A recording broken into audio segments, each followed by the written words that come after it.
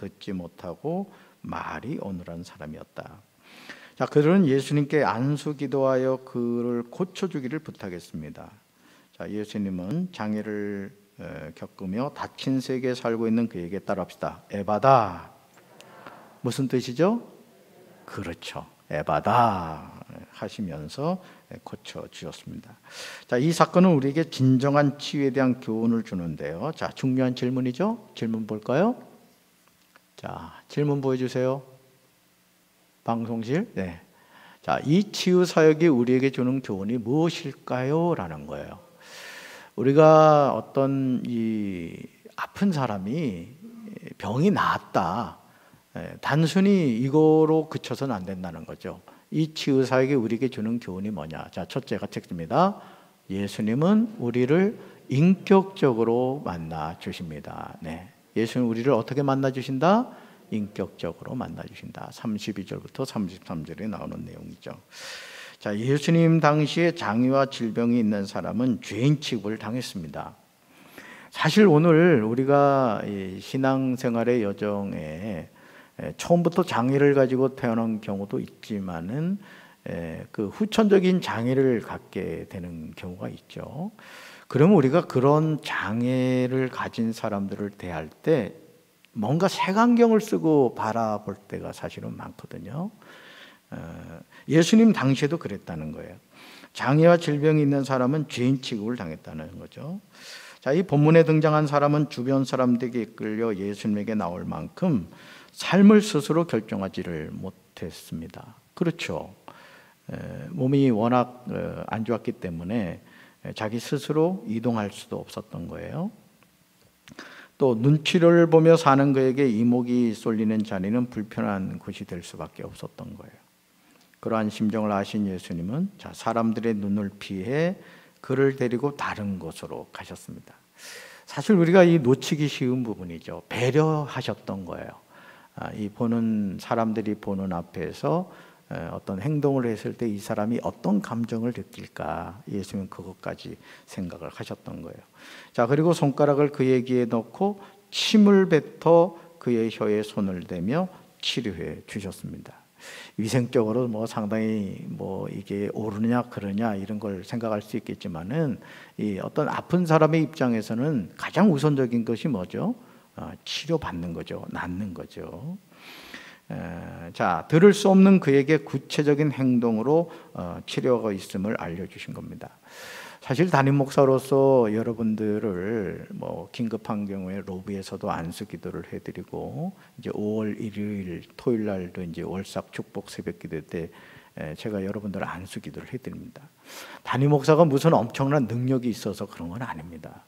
마치 여러분이 자녀들을 사랑할 때 뭔가 부모로서 그 아이에게 해주고 싶은 마음이 있죠. 담임 목사는 그렇습니다. 그래서 여러분들이 잘 되고 여러분의 어떤 문제가 해결됐을 때 마치 제 문제가 해결된 것 같은 그런 마음을 갖게 돼요. 왜요? 제가 이게 담임 목사이기 때문에 그래요. 느끼세요, 여러분? 그렇기 때문에 여러분들이 어떤 그런 마음을 가지고 뭐 힘든 일도 괜찮고 기쁜 일도 괜찮고 같이 이렇게 공감할 수 있도록 해서 하셨으면 좋겠습니다. 자, 그래서 이 모습에서 우리가 알 수 있듯이 예수님은 우리를 치유하고 회복시키는 과정에서 상처 입은 마음과 인격까지 세밀하게 배려하신다는 거예요. 그러니까 여러분이 이 예수님을 만나셔야 돼요. 아멘. 인격적인 예수님을 만나셔야 됩니다. 그냥 성경 속에 갇혀 있는 그런 멀리 계신 예수님이 아니라 나의 가장 가까이에서 나와 함께 호흡하시고 내 신음소리를 들으시는 그 예수님을 여러분이 인격적으로 만나게 되길 주님 이름으로 축원합니다.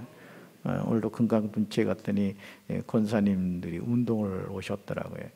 저는 너무 반가우면 막 손을 흔들거든요. 그래서 가끔은 담임 목사의 권위가 떨어지는 게 아닌가 이런 생각을 하는데 제 솔직한 마음이니까 같이 손 흔들어 주시기 바랍니다. 세상 말로 쌩까지 말고요. 제 마음이 그렇습니다. 그래서 우리 예수님이 상처 입은 마음과 인격까지 세밀하게 배려해 주신다. 그래서 예수님은 모든 사람을 인격적으로 만나주세요. 여러분, 성경에 나오는 사람들 가운데 예수님이 무시한 사람 있습니까? 없어요. 그 당시에 가장 무시당했던 사람들을 예수님은 아무도 외면하지 않으셨어요. 심지어 간음하다가 현장에 잡혀온 여인에 대해서도 나도 너의 죄를 묻지 않는다 그러셨거든요. 그러면서 다시는 죄를 짓지 말라고 말씀하셨어요. 저는 우리 사랑하는 성도 여러분들이 그 주님 만나게 되기를 주님의 이름으로 축원합니다. 자, 둘째 같이 읽습니다. 예수님은 우리의 마음에, 우리의 아픔에 공감해 주십니다. 34절이죠. 자, 병자를 따로 데리고 가서 치료하신 예수님은 하늘을 우러러 깊이 탄식하셨어요. 이 탄식의 의미가 뭐냐? 이 병자가 이제까지 살면서 겪었을 아픔, 즉 그의 삶에서 막히고 터지고 꼬이고 끊어진 것들에 대한 이 공감의 표현이었던 거죠. 상처 입은 삶을 긍휼히 여기신 예수님은 에바다를 외치며 탄식의 기도를 드렸습니다. 육신의 치료뿐만 아니라 죄로 인해 막혀있던 하나님과의 관계가 열리도록 간구하셨던 거예요. 저는 우리 사랑하는 성도들에게도 이런 치유와 회복이 있게 되기를 주님의 이름으로 축원합니다. 여러분, 왜 우리가 하나님과의 관계가 깨어지죠? 죄 때문에 그렇습니다. 그래서 악은 모양이라도 본받으면 안 돼요. 여러분의 마음속에 항상 주님이 기뻐하시는 그런 마음을 갖게 되기를 주님의 이름으로 축원합니다. 그래서 예수는 이 땅에 병든 자녀들을 외면하지 않으셨다는 거죠. 함께 아파하고 공감하며 깊은 탄식의 기도를 드렸습니다. 그래서 성도에게 있어서 혼자만 느끼는 아픔은 없습니다. 주님은 날 몰라? 아니에요. 주님 서운해하십니다. 나보다도 나를 더 잘 아시는 분이 주님이신 줄로 믿습니다. 왜요? 그분은 하나님이시거든요. 그래서 여러분들이 항상 주님 앞에 나왔을 때 마음을 어떻게 하라고요? 열으셔야 됩니다. 거짓 없이 이야기하세요. 힘든 게 있으면 힘들다고 하세요. 자식 때문에, 또 남편 때문에, 또 뭐 다양한 경우에 어려움이 있으시잖아요. 그런 것을 주님 앞에 이야기하시라는 거죠. 그래서 예수는 언제나 내 아픔에 함께하며 반응하시고 치유해 주신다는 것이죠.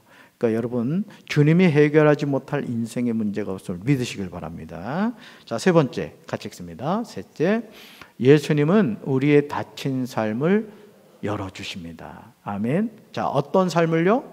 닫힌 삶을 열어주신다는 거죠. 자, 에바다 열려라 하신 예수님의 외침에, 자, 아픈 이의 귀가 열리고 혀가 풀려 말이 분명해졌다는 거죠. 사실 이 듣지 못하는 분은 말도 못합니다. 사실은 듣지를 못하기 때문에 말을 못하는 거예요. 바로 예수님을 찾아왔던 이 사람도 지금 마찬가지였던 것이죠. 그래서 자신의 뜻을 전달하기가 쉽지 않았어요.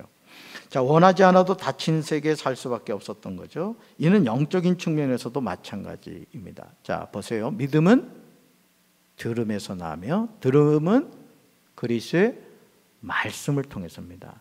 그래서 여러분, 이 듣는다는 게 참 중요해요. 신앙생활을 함에 있어서 여러분들이 정말 말씀이 들리는 은혜가 있게 되길 주님의 이름으로 축원합니다. 근데 다른 때는 막 정신이 말짱말짱하다가도 설교 시간만 되면 입신 들어가는 분들이 있어요. 그런 분들이 있습니다. 물론 정말 피곤해서 그런 분들이 있어요. 피곤해서 정말 어떻게 주체가 안 되는, 그래도 자더라도 교회 가서 자리라, 이런 거룩한 마음을 가지고 오는 분도 있지만, 어제 일찍 저녁에 잠을 잤음에도 불구하고 감히 설교 시간에 눈을 감고 있는, 서울에 있는 분들이 그렇대요. 강경 분들은 안 그렇고. 근데 그게 영적인 문제인 경우가 있습니다, 사실. 그리고 분명히 청각으로 들리긴 하는데 이 말씀이 들리지 않는 그런 경우가 있다는 거죠. 자, 예수님께서 병자를 고쳐주신 더 근본적인 이유는 그의 영적인 삶을 열어주고자 함이었습니다. 자, 악한 영에 사로잡혀 말씀의 길을 막고 회개하지 않는 우리를 향해서도, 자, 예수님은 에바다를 외치는 거예요. 그래서 내 눈을 열어 주의 말씀에서 기이한 것을 보게 하시고 깨닫게 하여 주옵소서. 할렐루야. 열어주셔야 되는 거예요. 이 에바다의 은혜가 저와 여러분에게 함께 하시길 주님 이름으로 축원합니다. 문제가 풀리지 않거나 마음이 답답하다면 내 영혼의 귀와 입이 닫혀 있지 않은지를 돌아봐야 돼요. 은혜가 사라졌다, 기쁨이 사라졌다, 영적인 문제인 겁니다, 여러분들. 그래서 여러분들이 이게 신앙생활을 하다 보면 목회자의 관계에서 어려움이 오는 경우가 있어요. 반드시 그런 경우가 있습니다. 그럴 때 그것을 여러분들이 가슴에 품고 있으면 안 됩니다. 아시겠죠? 저하고 어떤 불편함이 생기거나 하면은 담임 목사실 오세요. 제가 따뜻한 커피 쏘겠습니다. 그리고 목사님 저 이거 서운했어요 하고 얘기하세요. 그럼 제 얼굴에 여러분들 호통 쳐서 쫓아내게 보입니까? 제가 오히려 더 손 잡아주거든요. 그러니까 여러분 우리 마귀에게 틈을 주지 맙시다. 그래야 돼요. 괜히 소소한 것 가지고 괜히 마음 불편해지면 안 됩니다. 성도 사이에서도 마찬가지입니다. 우리는 예수 안에서 뭐라고요? 답사. 우리는 예수 안에서 한 가족입니다. 자, 좌우에 앞에 계신 분 손을 잡아주면 손 잡아주면 안 돼요. 지금 코로나 때문에 손 잡지 말고 우리는 예수 안에서 한 가족입니다. 인사합시다. 째려보는 분 3분 계신 것 같아요. 그러니까 그런 불편한 마음을 갖지 마세요. 저는 우리 강경제일교회가 주님의 사랑으로 정말 막 만나면은 기쁘고 그런 관계가 되길 주님의 이름으로 축원합니다. 자, 귀와 입을 닫은 채 하나님의 말씀을 듣지 않기에 무엇을 해야 하는지 어디로 가야 하는지 그 목적과 방향을 잃고 방황하게 된다는 거죠. 그래서 영혼의 귀와 입을 열어 말씀을 듣고 기도할 때 막힌 삶을 열어주시는 예수님을 만나게 될 줄로 믿습니다. 열려야 돼요. 에바다가 돼야 됩니다. 그래서 이제 우리가 이제 이 말씀을 듣고 우리 전도사님 나오셔서 찬양을 할 때 말이죠.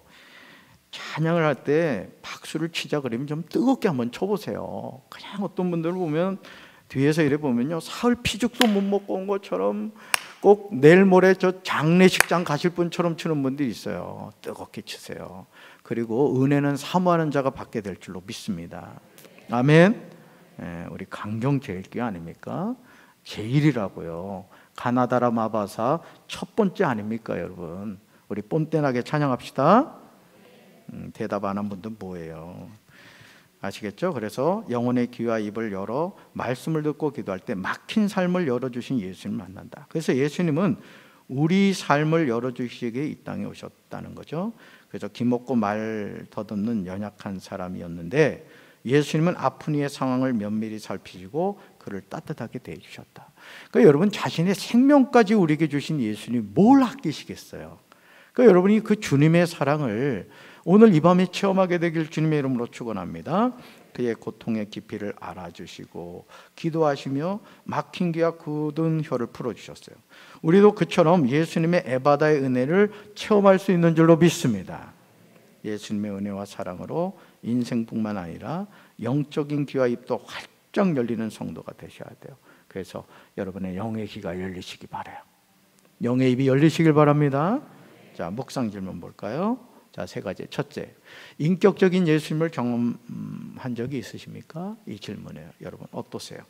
인격적인 예수님 만나셨어요? 저는 우리 강경제일교회 성도 여러분들이 이 인격적인 예수님 만나게 되길 주님 이름으로 축원합니다. 2번째 질문이에요. 연약한 이들의 아픔에 얼마나 공감합니까? 이거예요. 우리 주변에 지금 힘든 분들이 있단 말이에요. 뜻하지 않은 어떤 가정의 문제, 직장과 사업의 문제, 또 자녀의 문제, 다양한 문제가 있을 수가 있어요. 그런 것에 대해서 여러분들이 공감할 수 있어야 돼요. 아멘. 기쁨은 나누면 배가가 되고 아픔은 나누면 줄어든다 그러잖아요. 그러니까 여러분 주변에 힘든 우리 형제자매가 있을 때 외면하지 마시고 함께 공감할 수 있게 되길 바랍니다. 자, 3번째 질문이에요. 나는 영적으로 얼마나 열려 있습니까? 남을 판단하려고 하지 마십시오. 예를 들어 기도를 함에 있어서도 그렇습니다. 기도를 함에 있어서도 어떤 분들은 뭐 저는 담임 목사로서 여러분들이 뜨겁게 기도할 때는 통성으로 꼭 하셔야 됩니다. 근데 다양한 유형의 기도가 있어요. 전 그걸 부정하진 않아요. 다만 우리가 함께 합심해서 기도할 때는 소리내어 기도하자 이거예요. 이제 그 뜻입니다. 여러분들의 뭐 조용한 기도를 부정하는 뜻은 아닙니다. 자, 영적으로 열려 있다는 것은 뭐냐? 다른 사람을 인정해 주는 겁니다. 비난하거나 판단하지 않는 거예요. 습관적으로 남을 판단하고 정죄하는 분들이 있어요. 영적으로 큰 병에 걸린 겁니다. 여러분들이 누구를 만나더라도 판단하고 정죄하는 것이 아니라 항상 좋은 면을 보셔야 돼요. 아멘. 저는 우리 강경제일교회가 그런 교회가 되어야 될 줄로 믿습니다. 그래서 제가 내일도 이제 4일장이 열립니다만은 거기에 전도하는 분들 외에는 절대 아무도 거기 앉아 있으면 안 돼요.